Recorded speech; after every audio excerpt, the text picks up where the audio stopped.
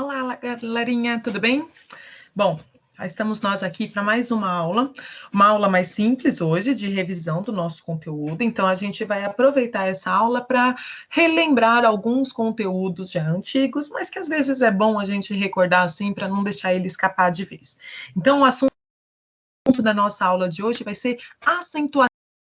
Então, primeiro a gente tem que entender qual é o conceito de acentuação. Quando a gente pensa em acentuação, é uma forma de a gente expressar nas palavras escritas a entonação que nós damos para as nossas palavras na fala. Então, quando a gente força, né, uma sílaba, a gente classifica ela como sílaba tônica, é porque a gente sabe que na palavra falada, esta sílaba tônica, ela deve ser pronunciada de forma mais forte, né, mais acentuada. E por isso que ela, na língua, né, na forma escrita, deve receber acento também. Então, a gente vai relembrar agora quais são algumas das regras que justificam esse uso das sílabas. Então, vamos começar aqui o compartilhamento da nossa tela. Ops.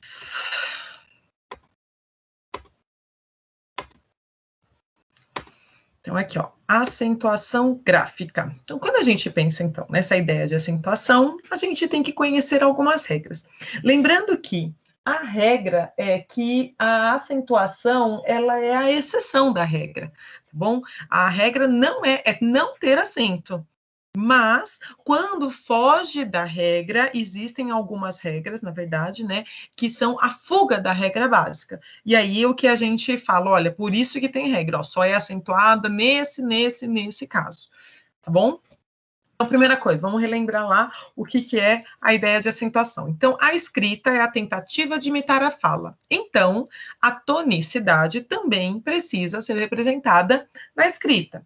Os acentográficos são elementos essenciais que estabelecem, por meio das regras, a sonoridade ou a intensidade das sílabas dessas palavras.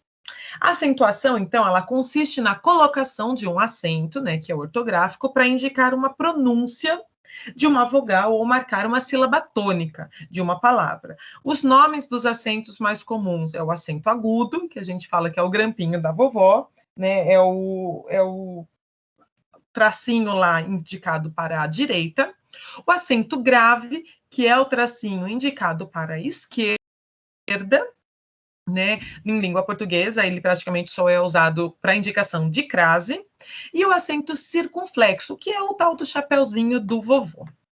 Então, vamos começar pelas monossílabas. Primeiro, a gente tem que entender o que são monossílabas. São as palavras que têm apenas uma única sílaba. Então, essas palavras, elas podem ser divididas em que as que têm mais ou menos intensidade. As com maior intensidade são chamadas de tônicas, monossílabas tônicas. E as de menor intensidade, de monossílabas átonas. No exemplo, por exemplo, estou com um nó na garganta desde ontem. O nó, ele recebe acento e a gente crava no nó. É o O aberto, ó. Enquanto a outra recebia um telefone pedindo para eu aguardar no parque. Esse no não tem acento, a gente fala que ele é um mais fraco, menos intensidade. Então, ele é fechado. Olha a diferença, então, o nó e o no. Então, ó, as palavras destacadas representam apenas uma sílaba, são as monossílabas. Comparando nó e no, é possível perceber que nó é mais forte do que o no. Então, a primeira a gente classifica como um monossílabo tônico, já a segunda é um monossílabo átono. E para diferenciar se um monossílabo é tônico ou é átono, é preciso pronunciá-lo nessa frase. Mesmo sem acento, se a pronúncia for forte, ele pode sim ser tônico, e se for mais fraca, ele pode ser átono. Vamos ver algumas classificações, então, de outras palavras. Então, classificação das palavras quanto posição do acento. Então, quando ele é monossílabo, ou ele tem ou ele não tem, porque a sílaba é única. Mas quando existe mais de uma sílaba na palavra, a posição de onde vai o acento, ou até de qual é a sílaba que a gente fala com mais intensidade, ela recebe uma nomenclatura, uma classificação diferente. Então, em relação aos acentos, ou seja, onde elas são acentuadas, é possível observar que mesmo pode recair na última, na penúltima ou na antepenúltima, que é o caso daqui, ó, caqui, última, estéreo, penúltima e lógica, antepenúltima. Para cada posicionamento, recebe um nome diferente. Então, ó, estando o acento na última sílaba, ela é oxítona. Na penúltima, ela é paroxítona. E na antepenúltima, ela vai ser a proparoxítona. Agora, quando? Quando que a gente deve acentuar cada tipo dessas palavras? Então, vamos lá, começando pelas oxítonas, cuja última sílaba é acentuada. Não necessariamente todas, mas a gente vai ver quando que essas oxítonas recebem acento e, às vezes, elas não precisam receber. Então, ó, elas levam acento, todas as oxítonas, quando elas são terminadas em A, E, O, então, ó, as vogais A, E, O, ou em e ens, seguidas ou não de S. Então, cajá termina em A, até termina em E, giló termina em O, e armazém, que termina em em. E o parabéns, que também que termina em M e NS. Então, qualquer uma dessas palavras, por ter essas terminações, são oxítonas acentuadas. Quer dizer que se tiver uma outra oxítona diferente dessas e que não termina com essas vogais ou essa terminação, elas não são acentuadas? Isso. Essa é a regra para justificar o acento. Qualquer coisa que fuja dessa regra não deve ser acentuada. Mesma coisa para as paroxítonas, só que nas paroxítonas tem uma série de outras regras diferentes. Então, quando que as paroxítonas são acentuadas? Sempre são acentuadas graficamente todos os paroxítonos, exceto os terminados por A, E, O, desde que não formem ditongos. Então, olha só, todas as paroxítonas, praticamente, elas vão ser acentuadas. Por quê? A nossa língua portuguesa, ela tem a tendência de transformar a penúltima sílaba na penúltima forte. Isso significa que sempre que eu terminar as minhas sílabas, elas vão ser paroxítonas. Porém, nem todas serão acentuadas. Quando que elas não serão acentuadas? Você pode reparar que quando elas tiverem praticamente a mesma regra das oxítonas. Por quê? Se for essas terminações, a gente tende a falar como se fosse uma oxítona. Então, elas não vão ser acentuadas por conta disso. Caso contrário, sempre vão ser acentuadas. Então, ó, elas são graficamente, todas elas são acentuadas, exceto quando terminadas em A, E, O, desde que não formem ditongos, a gente vai lembrar o que é ditongo, A, em e ens. Então, ó, útil, terminação em L, caráter, terminação em R, pólen, terminação em em, não ens, tá bom? De parabéns, não, em. Tórax, terminação em X, bíceps, com terminação em PS, imã, com terminação nasal, glória, terminação e série, que são terminações em ditongos, assim como empório, todas essas, ó, ia, ie e io, são terminações em ditongos, assim como jockey, que na verdade é um tritongo, depois eu vou explicar, órfão, que entra na mesma regra de órgão, porque são ditongos nasais. Então, não importa se são ditongos simples ou ditongos nasais, entra nas regras dos ditongos. E proparoxítona sempre são acentuadas. Então, se você contar de trás para frente, 1, 2, terceira sílaba, ou a antepenúltima, se ela é a sílaba mais forte, obrigatoriamente deve ser acentuada. Regra mais fácil das proparoxítonas. Então, aqui é um exemplo, ó. Todas as oxítonas, elas têm a última sílaba tônica. As paroxítonas, de trás para frente, a segunda ou a penúltima, e a proparoxítona como antepenúltima, terceira de trás para frente. Então, agora, para entender essa regra do ditongo, tritongo e hiato, vamos relembrar o que significa tudo isso. Basicamente, é na separação das sílabas, quando as vogais são separadas ou não. Então, ó, a sequência de fonemas vocálicos, por isso que são as vogais, numa única palavra se dá o nome de encontros vocálicos. Então, é um encontro de duas vogais. E este pode ser um hiato, um ditongo ou um tritongo. Quando que ele é um hiato? Quando, na separação das sílabas, as vogais se separam também. Então, por exemplo, na palavra poeta. Tá. O O e o E de poeta se separam na separação das sílabas. Então, a gente classifica como um ditongo. Saúde. Lembrando que tanto o I quanto o U, saúde ou caída, nesse caso aqui, quando eles estão isolados numa única sílaba, né, e eles forem seguidas de alguma consoante sem ser o NH, elas devem ser acentuadas. Porque senão nós leríamos saúde. Então, para a gente forçar o U e o I, que são semivogais, para ele ter valor de vogal, eles devem serem acentuados. Então, hiato é quando separa as vogais na separação das sílabas. O ditongo é o oposto, é quando essas vogais se mantêm juntas. Mas na regra da língua portuguesa, não é permitido duas vogais na mesma sílaba. Então, a gente vai tratar uma vogal, que é a mais forte, como vogal, e a outra, que tem o som mais fraco, como semivogal. Então, é a única forma que a gente tem para justificar a presença de duas vogais, porque uma não é vogal, é uma semivogal, porque ela é mais fraca no seu valor sonoro.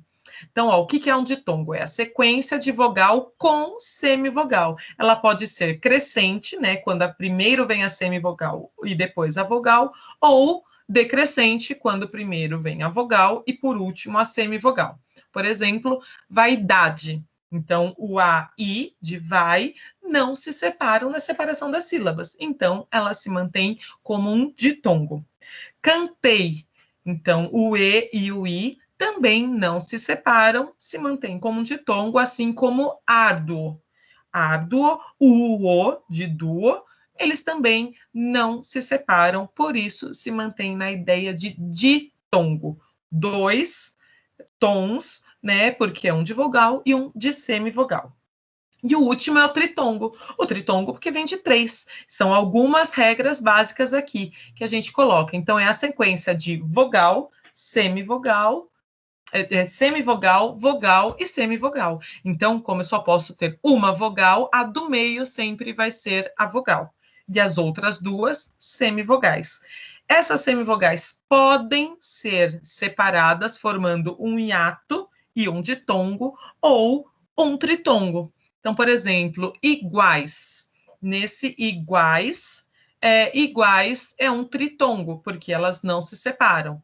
Tipo, aguou, enxaguei, todas essas palavras, elas mantêm as três sílabas, as três vogais, né, vogal, semivogal, na mesma sílaba. Então, é um tritongo.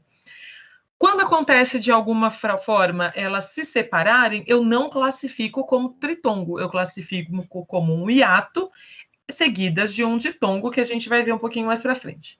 Os hiatos, então, os ditongos, são importantes para o estudo da acentuação gráfica. Então, sabendo que uma terminação de uma sílaba é um ditongo, e então essa sílaba ela vai ser a mais... Ela vai justificar o acento, por exemplo, nas paroxítonas.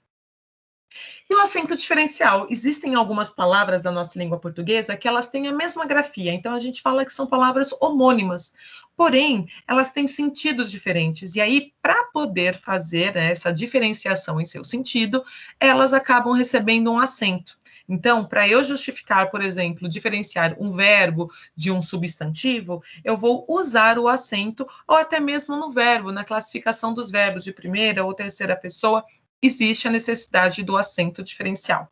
Então, por exemplo, ó, ele foi eliminado na última forma da ortografia de 2008. Assim, apenas algumas palavras que mantém. Então, por exemplo, pôde. O pôde, do verbo poder, né? Ele pôde ou ele não pôde comparecer. Ele é usado para eu diferenciar do pode. Ele pode, é a terceira pessoa do singular com a terceira pessoa do plural. Então, ó, o pôde é a terceira pessoa do singular do pretérito. Ele não pôde comparecer. Para diferenciar do pode, que é do presente. Então, eu tenho o pôde para indicar o passado e o pode para indicar o presente. Duas formas diferentes da mesma regra. E o tem, por exemplo, do verbo ter. Aí sim, do plural para o singular. O tem, eles têm, é para identificar a terceira pessoa do plural do presente. Quando eu elimino o acento circunflexo, ele se transforma em terceira pessoa do singular. Ele tem. Então, nesse caso, o acento diferencial, ele serve apenas para diferenciar a pessoa. O tempo verbal é o mesmo, presente, mas a terceira pessoa se diferencia através do acento da pessoa do singular, tá bom? Então, por enquanto é só, pessoal. É uma revisãozinha aqui para a gente, né, lembrar, mas é importante vocês saberem que, quando vocês estão na dúvida se essa regra deve ser usada, apenas usem palavras como que vocês já conheçam para pegar a mesma regra de referência. Então, por exemplo, eu sei que pé é acentuado. Então, eu imagino que todas as palavras que são monossílabas e também terminam em E vão ser acentuadas? Mais ou menos. Porque se elas tiverem a entonação forte, elas vão ser acentuadas. Se não tiverem, não. Por exemplo, fé. Fé é uma acentuação tônica. Então, ela vai receber acento. Agora, e o D? Por exemplo, é uma monossílaba. Mas aí, quando que eu faço a diferenciação? O D, quando ele é uma preposição, ele não vai receber acento, porque ele é átono. Mas se eu quero falar para o verbo dar, não me dê o troco. O D do verbo dar, para eu diferenciar o verbo desta preposição de, aí sim ele vai receber um acento. Então, a gente tem que prestar atenção em algumas nuances, tá bom? É importante que vocês melhor compreendam a relação da acentuação com associações do que ficar pensando apenas em decoreba, né? Decorar regras não vai, porque vai te fazer complicar ainda mais. Então, algumas regras é fácil de a gente identificar, tipo das proparoxítonas, sempre acentuado. Outras é mais fácil a gente buscar essas associações, tá bom? Então, espero que tenha ficado claro, espero que tenha ajudado e até a próxima.